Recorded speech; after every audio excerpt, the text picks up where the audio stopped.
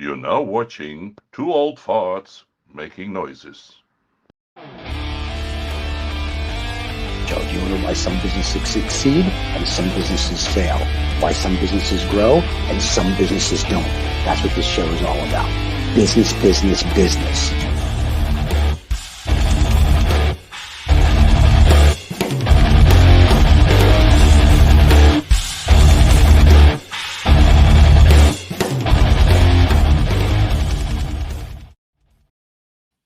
Ooh, look at us. right. We're back.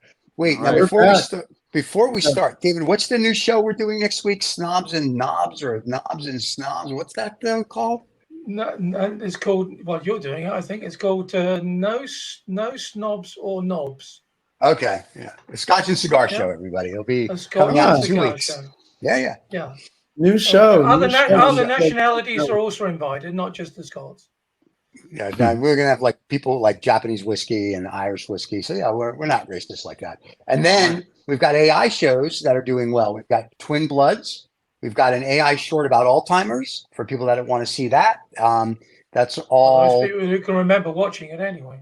I know I can't remember. So we'll put some of the lists as playlists and some links down below. But now, so New welcome show, back. new shows. Yeah. Michael, what do we got going on shows. today? Enough about the new stuff going on here. Two old Oh, it's farts good that making we've got noises. new shows. Always new shows on the channels. Yeah. It's good. We got 15 now, actually. 15 shows. Wow. Yeah. Well, welcome back to the Lost Dollar Business Club, everyone. Your Thank you, host, Michael. Michael Maturo. Oh, so new phrase. I should have told you guys this. Yeah. So my great grandfather, when he moved to the United States when he was a young man in 1912, Right. he changed his name from Amaturo to Maturo. Okay. And the name has followed me ever since. So what I've done is, after much reflection, I'm going back to Amaturo. So it's Michael Amaturo, going back and connecting to my Italian roots. All right. Another pain in the ass talent we're going to have to deal with now. It'll be like, excuse me, Michael This is Amaturo the is now way on the to phone. amateur love. He's changing it legally? Are you changing it legally? That is I am doing that. Yes, I am. Really? I mean, so now like everything's going to change. Your driver's license, your LinkedIn, your everything. It's all changing. It's all changing. And when will this take place, Mr. Amatoro? So I've started doing this already. I've gotten some of the paperwork arranged, and now I just have to bring it to the county Supreme Court and get it official there, and then everything else follows after that. Are you changing your name so you're the first one called at events now at school? Or when you have kids, the kids are going to be like, Mr. Amateur, I'm the first one. Is that it? Yeah. Okay. It does help with the alphabetization, yes. There you go. All right, so great. Wait, let me see. Noosh Amatoro. I don't know about that. Okay. Nushana. Yeah, but we don't call her that on here. I know you don't call her that. Yeah. But anyway, so that's part of the news. But the other news that we'll be talking about today is exploring what does it mean that BlackRock and Vanguard each control $8 trillion in assets. What does it mean that that as many people say they own everything?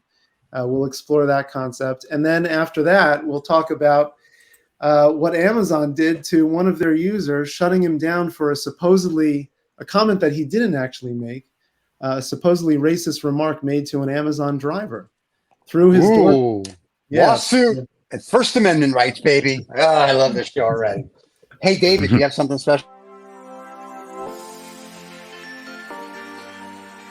Get the freedom and the flexibility of remote work in the lucrative tech industry.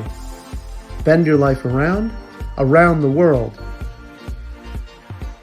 Bandicoot is the premier course and community for thriving in a remote tech career. Join the revolution today. Bandicoot.com, official partner of the Lost Dollar Business Club.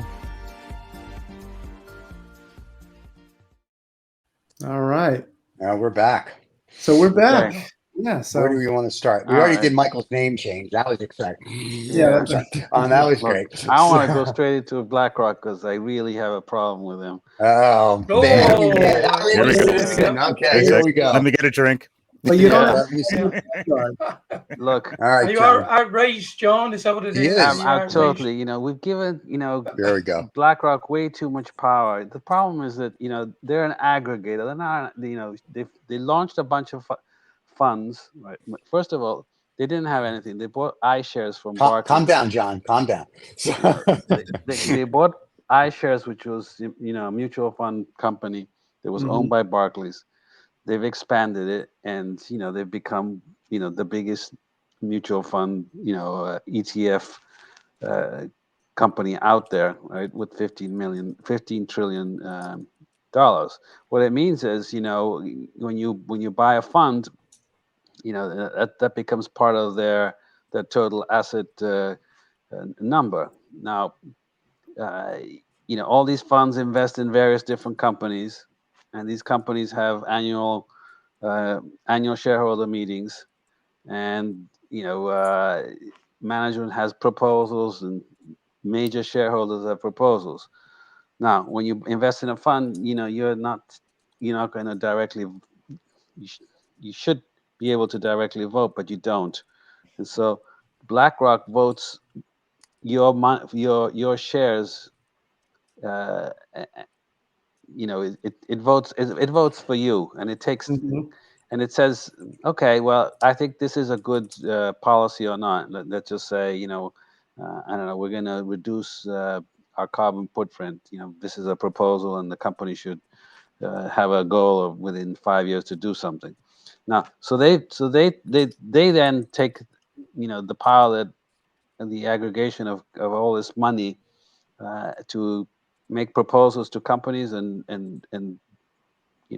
push their view of how the world should be, right? And so, I think we should all boycott BlackRock, take the funds out, and put them in other places where they don't push their agenda on companies that we, as owners of these companies, small or big as it is, don't get the voice.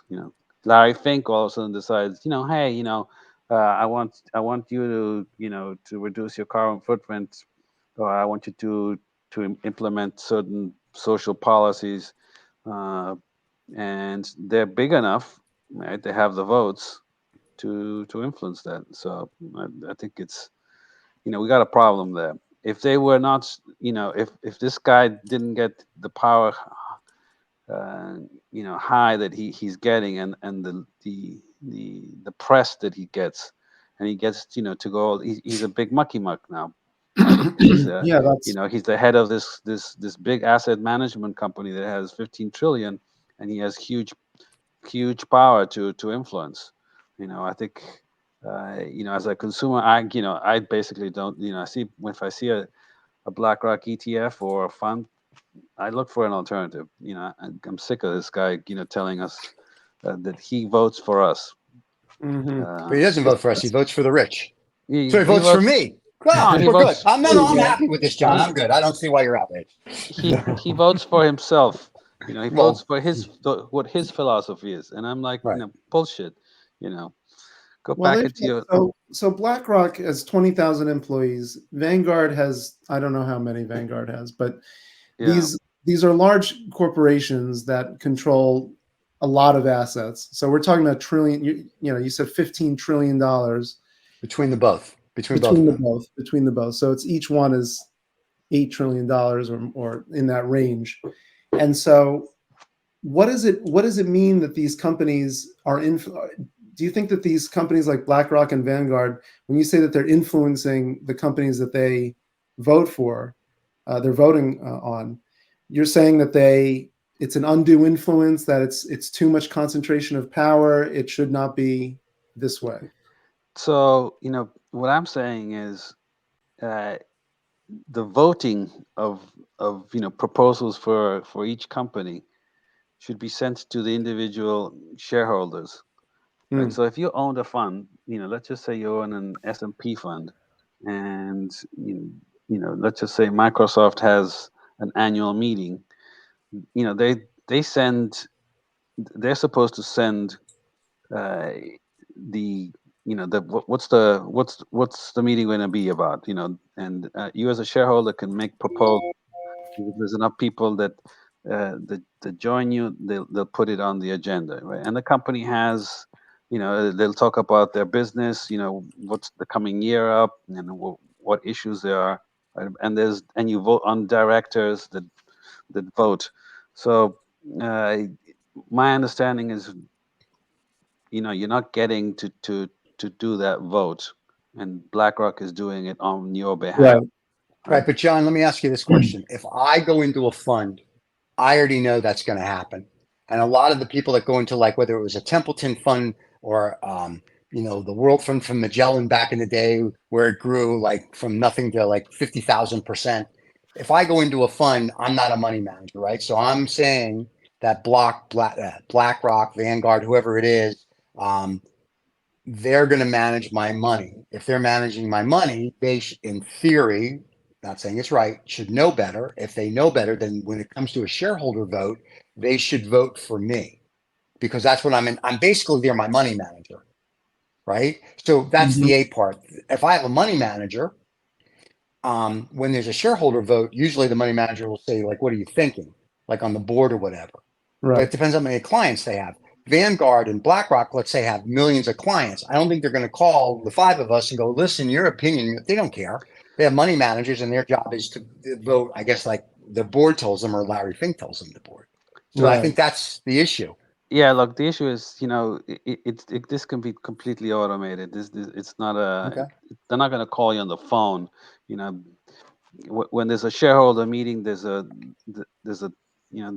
document is produced, and you can see what the meeting is about, and you can vote on various things. Now, if you own individual shares, not through a fund, but I own a company called Antero Resources. They're a gas company. Right. When there's annual meeting, I get an email. That's because you own individual shares in the stock. Yes, you're not part of a pool. There's a difference. Yeah, well, all right, but okay, so if that's the case, if you want to argue that point, then BlackRock should send the shareholders of the fund, these are the proposals of the company, and then they should collect, they should just be the vehicle, right? It's almost like the people are, when they invest with BlackRock or Vanguard, they're trusting BlackRock or Vanguard to act on their behalf for these funds, because theoretically they claim to know better, or at least should know better how these companies should be managed. I'm not saying that that's actually true, but that's part of the idea, right? Is that we're entrusting these firms, but I think part of the other question is, should we as a society be allowing these organizations to be so large that, for example, BlackRock would be a majority shareholder in competing organizations? Yeah. Well, it's not that, but let me tell you how their power, to go to one of John's points. And if I go to BlackRock or Vanguard or any mutual fund, I know if you ever read their prospectus, it says you give up your rights. Okay. So you're going into it, you know it. Most people don't read it. They're stupid. We got it done. They're so powerful right now.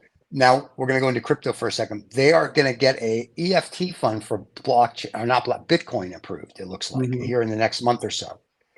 And the U.S. government, there's an article today about Coinbase in Financial Times. Hey, Financial Times, sponsor the show. Anyway, in the Financial Times, that says the SEC is going after Coinbase, and there's a state of Alabama is telling Coinbase, prove to us that crypto, Bitcoin, the rest of it, is not a security.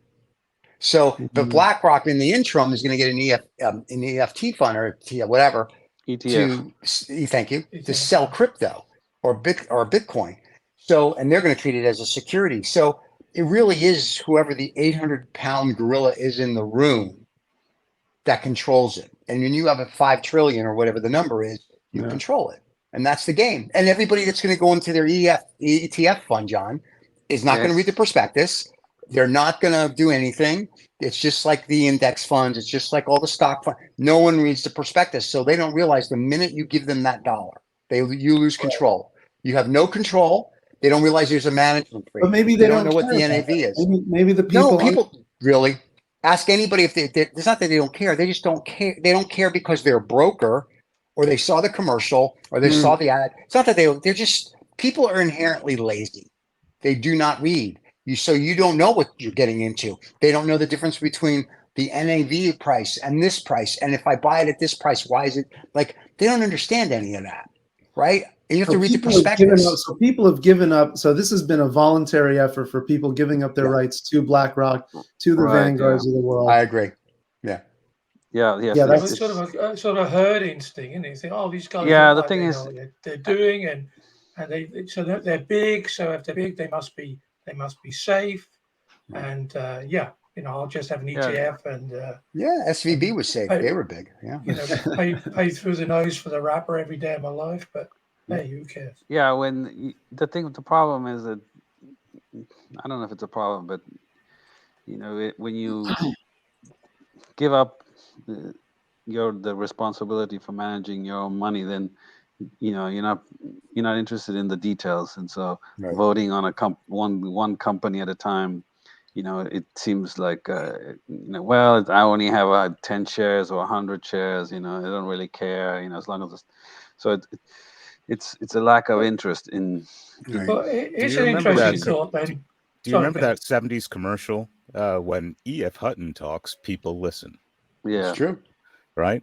No, Yeah. before that, did the common guy, your average Joe middle class dude, know anything about investing or investors or who was doing what? And even then, no one cared. They just bought into the premise. They bought into the commercial because for the first time, it was commercialized for us, right? And people went True. along with it. And I think that culture was kind of born then and has existed since then. And people don't really look below the surface. They just go with whoever's most popular. Well, here we are. But that goes back to but laziness. it's an I mean, interesting thought, though. I mean, at what point, how much money do you have to have in order to be interested into where it's invested in? Because to follow John's argument, he's saying like people, they just want to invest in something, and then Steve will say, well, yeah, okay, well, if you're going to invest in something, look at all the paperwork, look at everything to go with it. I mean, but who has the time, the effort, the knowledge to do that? It doesn't matter. You need to be educated. You need to be an educated consumer in order to And- participate. It would appear, but that goes on every advert, doesn't it? Watch out, Yeah. be informed, Yeah. blah blah blah. At least But- it does in the EU. We've- But who reads it? Who reads the T's But and C's? because we've Nobody. become a society of complacency, and that's the bigger issue here. Well, So, like, we have money managers, but I know everything they're doing, because I know what we signed. I know what they can do. I know what they can't do. We make investments on our own, but we read everything. That's the whole job of having money. Right. It's great that you could say, I'm going to give control to John. Okay, but I'm not giving John 100% of my worth. I'll give John like 3% and go play with it. I don't care. I don't trust anybody with my money. I don't like it in the banks. You see the I people don't who like it don't in have a lot mattress. of money, Steve. They're saying like, They're trying the to. whole they're- thing here they're- right. in Europe. I'm certainly here in Holland. There's always ETF this, ETF that. Right. Mhm. because that's for the- I'm investing. I've got an ETF. Right. Nobody Yeah, I tells think- them about the I wrap. think what we Nobody need tells to them do about the is- wrappers and Right. how much that's. If people that's actually read the bleeding. wrapper, Bernie Yeah. Right. Madoff would have been Bernie Yep. the fry cook at McDonald's. The founder of Home Depot sat in a meeting with Bernie Madoff, heard Madoff's pitch, and he left the meeting and said, there's no way this guy's doing that. There's something not right. 2 years before Bernie got caught, if you will, Yeah. a friend of mine actually lost, I want to say $5 or $10 million with Madoff. I know other people. So, and I said to him, like we were playing golf one day, and goes, he had other money, he didn't give him everything. I said, so what lured you in? He goes, the returns. I go, but did you look at anything or read anything? He goes, oh yeah, he gave me lots of paperwork. I'm like, Mhm. He gave you Yeah. lots of paperwork. Yeah. So Look, what I'm saying, I think what needs to, we're not going to get small investors in a fund engaged because whatever the reasons are, lots of Right. reasons. But at some point, we can't. Maybe unfortunately, it might take some kind of regulation or rule that BlackRock. Sure, you can vote on behalf of shareholders, but only on economic aspects of the company. Stop putting your own political agenda through this voting. That brings up that's part of why I think it's a salient topic, is because you get the GOP controlled House talking about those environmental, social, and governance the ESG. proposals, the ESG situation, and what a crock! And it was and it was very much, but it's very much being pushed by companies like BlackRock and Vanguard to absolutely do those proposals at the corporate level. Yeah, Larry Fink, is very strong on this, and he loves the bully pulpit. He loves the attention. I think we need to somehow curb him. All the companies that do use their position that people have given them to further a political agenda that is none of their business really. They're going to say that it influences companies and their profitability, and so indirect, which is right. We know is bull. It's just so I think he needs to be regulated or split up. Split him up. Yeah, that was my initial reason for bringing it up. Is just it seems, I think the average person finds it very difficult to understand the concept of a billionaire, and then when you talk about $5 to $8 trillion under management.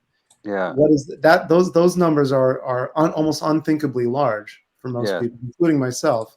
So what does it mean that we're letting these large organizations control that much money under one roof? Yeah.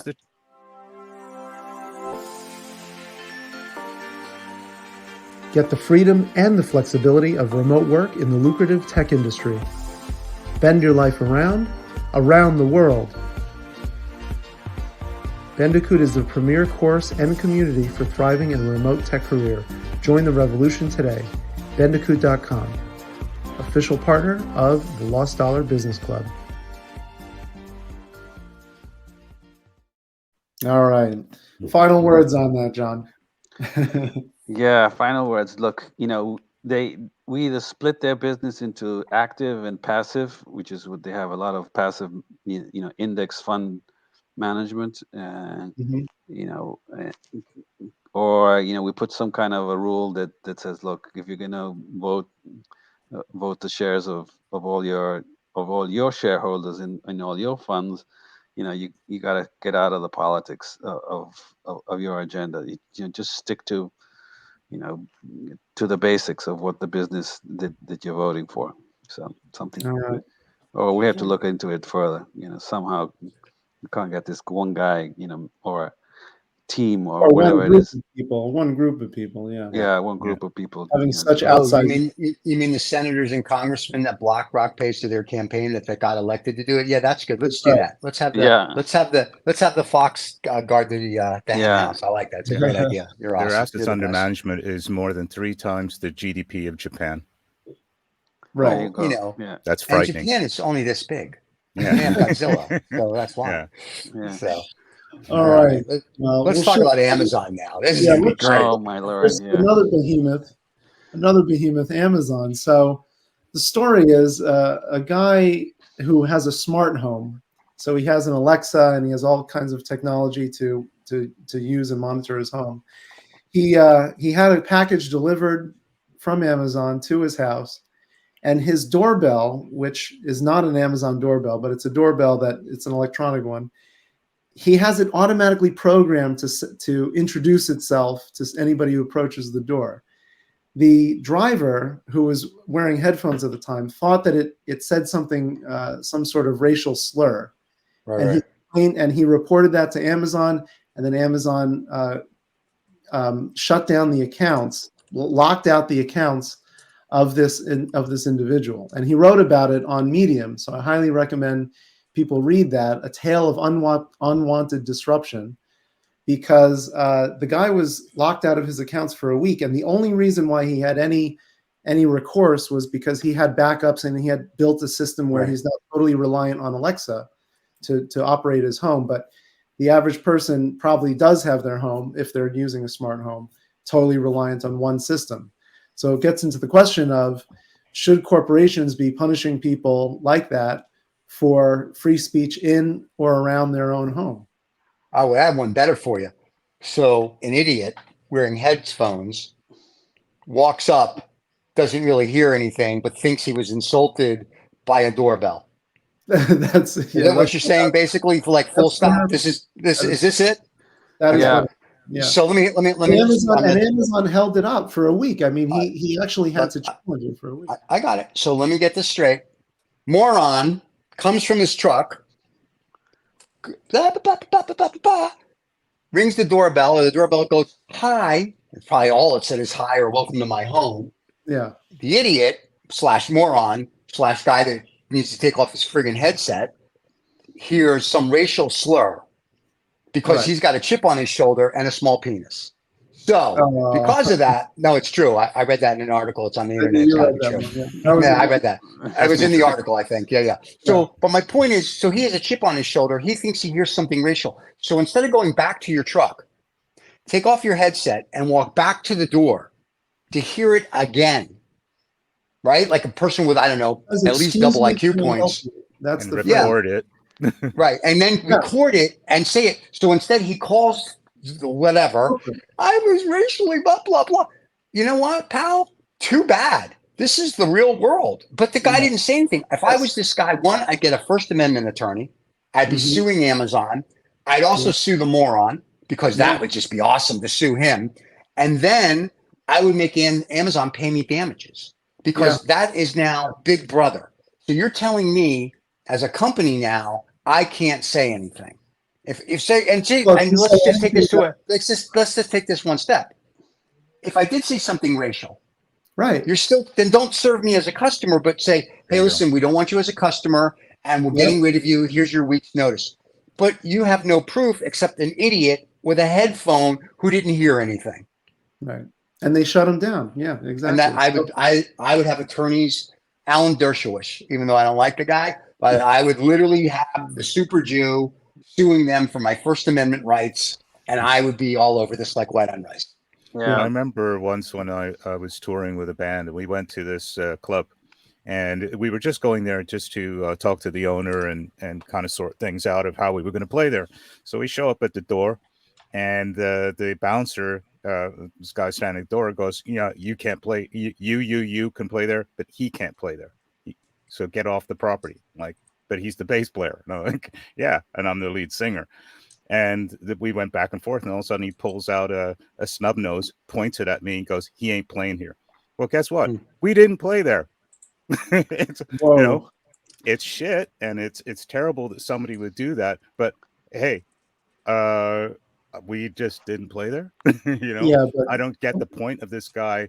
First of all, if he goes to a door, let's just say hypothetically, it was saying the most obscene racist Right. shit. Well, you just don't serve them. right. End of story. And then you take it to the authorities if there is a law That's that right. says that person cannot do that on their property. But as far as Right. I'm concerned, it's on their property. And the guy's That's right. being a dickhead on his property. He's a dickhead on his Yeah. property. Correct. Yeah. End of story. Why does this have to escalate? Yeah. I I think think this is the that- Well, biggest thing. it's No, but forget good that. You news, know, isn't it? It's good news. worse is Amazon, just saying, okay, yeah, who's this guy? All right, let's just close his account. Instead of saying, Yeah. okay, let's figure out if it will actually happen. Do you have proof?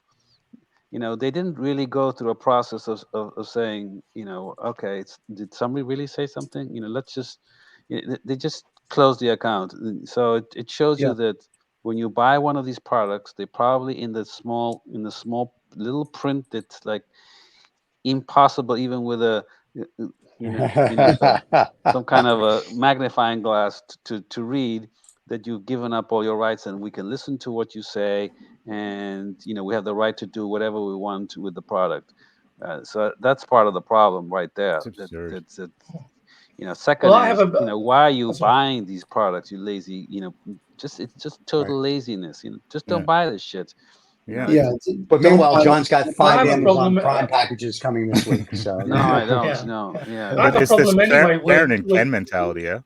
Yeah, it's know. just obviously the single point of failure lesson here is like huge. Obviously this. Yeah. Oh yeah.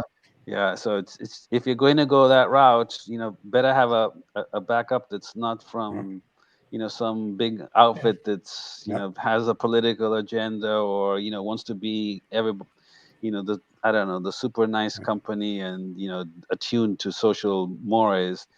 But I will say, this, not- if I may. Let me just say this: if the doorbell really did say like, "Hey, something that was terrible," right? It was racial. Then yes, I would shut them down, but I would shut them down in a different type of process. I'd be like, "It's come to our attention. We're going to be doing the following in the next 10 days, not just shutting you down." So, I mean, I know I'm kind of picking on the driver because he needs to be picked on. But I'm also picking on Amazon because they didn't actually investigate it. And the driver should have had enough sense to go back to the truck, take off his headsets and whatever, and pay attention. But any racial slur, no, right? Even when I was a kid back in the 1300s, there were no racial slurs. But I have a problem that there was no investigation. And Amazon's like, well, screw you. We're gonna shut you Amazon, down. it's typical Amazon. It shows. They automate all their shit, Right. and you have very few ways to contact a human. They sent them an email, and we'll investigate 3 days later. But hey, I can't. Let's exaggerate. Alexa controls your heating. I can't have a shower now. My water is. Oh yeah, we'll get back to you in 2 days. I mean. But Yeah. what other company? Cautionary tale. What other Look, David. company anywhere has that kind of power to be judge and jury? Everybody, Yeah. everybody has Like I that. say, They all do. They all do. I've been trying to say this right from the get-go. I have a real problem with. I understood it to be that he had a Ring doorbell, which would have made it even worse, because I have a big beef about that. Talk about taking away civil liberties. These smart doorbells share information with local police forces. Yes, they They've do. been doing it in the UK. Yes, they do. They've been doing it in the UK for God knows how many years. You can share it with your neighborhood group. So if you're all people of a certain color or belief or whatever, you can make sure that that the doorbell doesn't let anybody that you don't collectively like the look of to get in.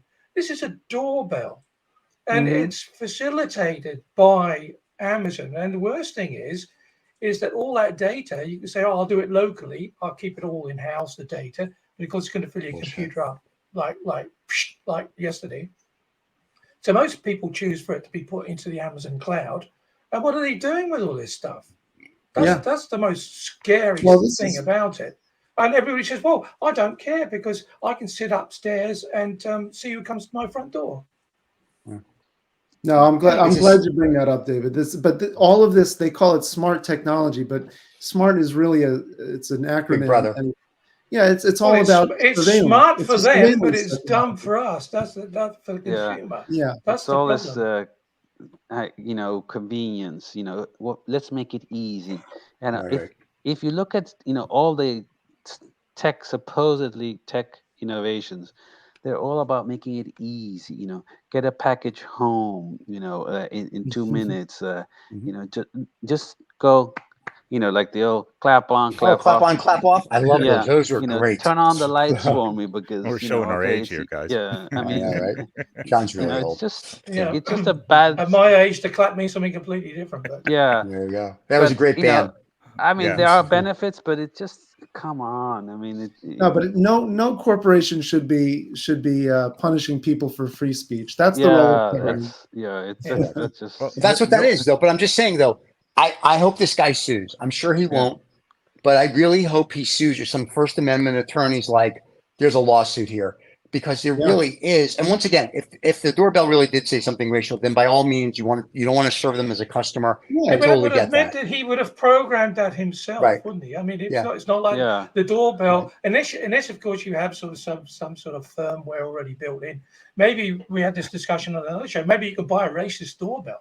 So oh my God! AI. So you just say like, okay, like no, like don't like look at him, that sort of person. No, like the other day on institutionally racist to anybody that fits this profile.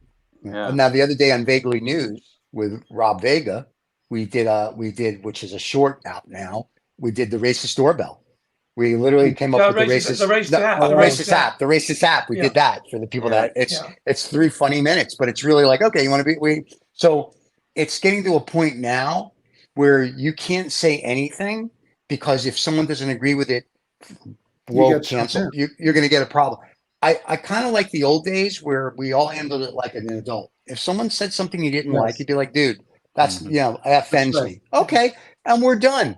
But now it's like, oh, we can do this, we can do that. It's kind of like if you raise your voice to someone at a customer service line, they're like, I don't have to take this. I'm thinking to Right. myself, that's your job. They're like, no, I'm like, you know what? Forget it. So we've gone to a point where it's like, let's help the customer too. No, you've offended me. I can't work with you. I'm like, this world is getting, it's great. We have technology where we don't Very talk to each other divisive. because that's great because we're getting to a point where people don't know how to actually have a dialogue and how to handle a conflict. The Yeah. conflict is I'm going to crawl into a shell and put my blanket over my head and cry And shut instead you of saying, down. right. Yeah. And, or say, hey, Push a screw button. you. There's a problem. And I think that's an issue. And I I think think it's the both technology is Can going I to make it worse. can I now upset everybody by Sure. moving on to the next thing? Lost and Found. If you like the Lost Dollar Business Club, you should subscribe. If you like it that much, you should also tell a friend of yours. So you should subscribe and like. Also, you should put comments below so we know what you're thinking. Tell us what shows you want to hear. Just help us make it better. So who's lost $1 this week? And who's found $1 this week? All right. This is going to be good. We touched on a lot today. We did. It was a good show. Now it's Lost and Found. So for everybody that's watching Lost and Found, really quick, we do Lost and Found also as a short because we noticed a lot of people like Lost and Found. So if you don't want to watch the whole show, you can watch Like Lost and Lost and Found. If you want to Found. watch the whole show, there you go. It's also Lost and Found has its own playlist as well. So you can see all the Lost and Found. I think we should ask John because he said he didn't have one. So I'm going to Yeah. embarrass him. Yeah, right to straight go, away. John. No, Okay, but John, what's your Lost and Found? I don't know if it's a lost or gained dollar, but Sweden. We can vote. We can vote. We'll vote. I think last week or the beginning Can of you this do week, this in our lifetime? they decided, they had a policy to get 100% of their electricity through renewable sources. They finally came to their freaking senses and said, you know what, we're going to drop that mandate and we're going to build new nuclear plants because that's the only way we're going to get to carbon-free electricity.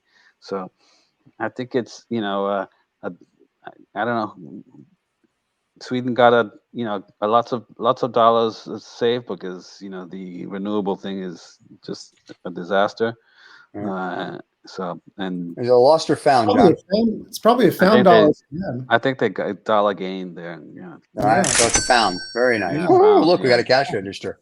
Kurt, what's your lost or found today?